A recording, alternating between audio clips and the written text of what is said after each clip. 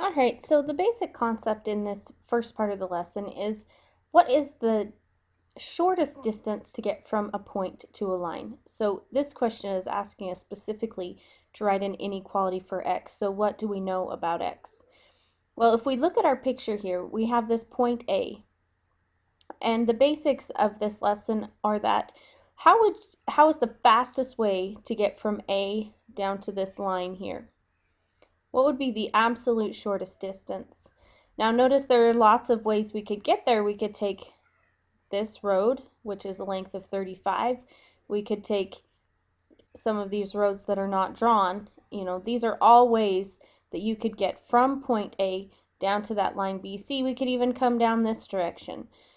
But the concept is that the very shortest distance between any point and any line is the perpendicular line that connects them.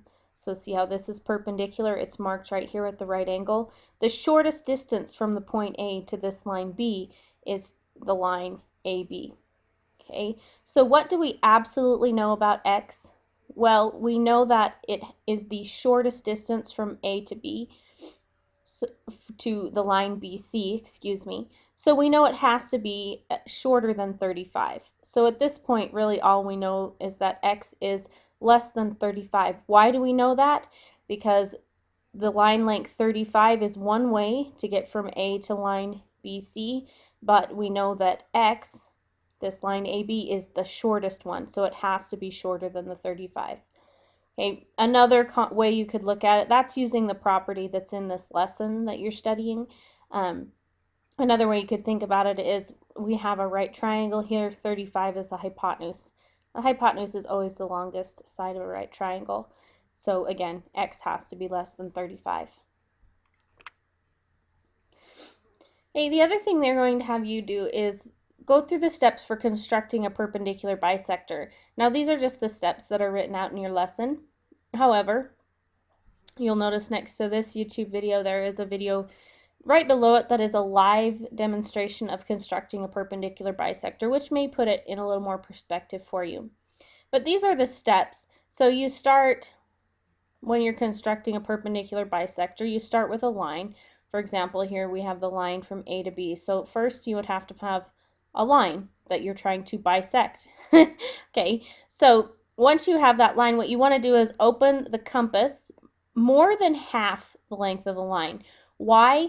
Well, because if it's going to bisect it, you need something, bisect would be right in the middle, you need to go past the middle. So that's why you have to open it wider than half of that line.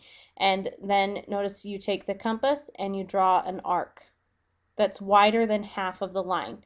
You don't have to be exact, it could be clear out here, okay, as long as it's bigger than half when you're eyeballing it.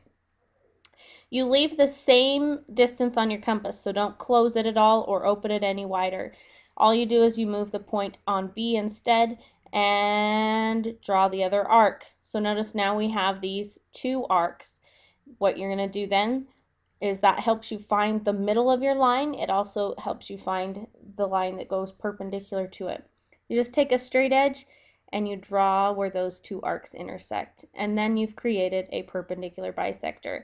Now, like I said, watching the live video, the link is below this one in your course, might help to solidify that and help you through that example.